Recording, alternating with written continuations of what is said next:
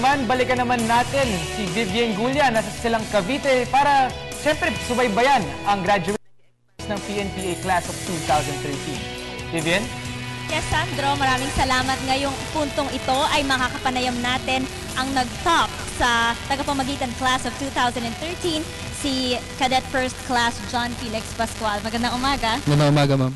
Yes, how does it feel na ikaw ang number 1 sa tagapamagitan Class of 2013? I know na A student ka mula pa ng grade school, high school, pero this time, PNPA nag-top ka. Anong nararamdaman mo?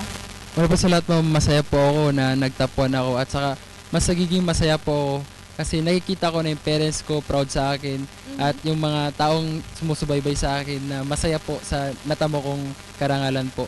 Na actually po nandito po yung mga kababayan ko ngayon na from Igig po na sumusuporta po sa akin hanggang ngayon sa graduation ko po.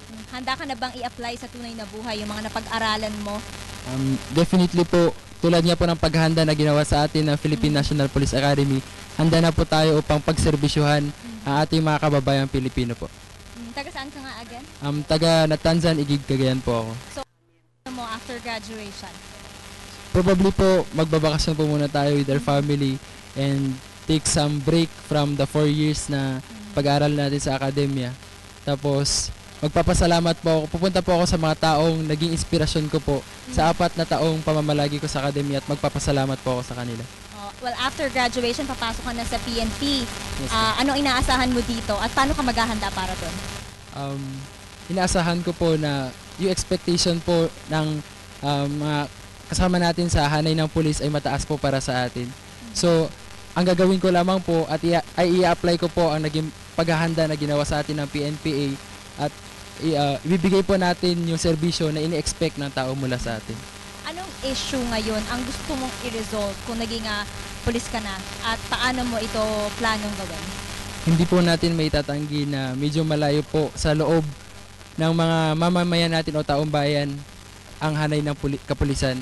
So, ang kinakailangan lang po natin gawin ay ipakita natin na tayo mismo ay ginagawa natin yung natin at nagbibigay tayo ng serbisyo sa ating kapulisan at magsilbi tayong role model sa kapwa natin pulis na ipakita natin na ganito ang tinuro na akademya sa atin, na ganito ang dapat natin gawin.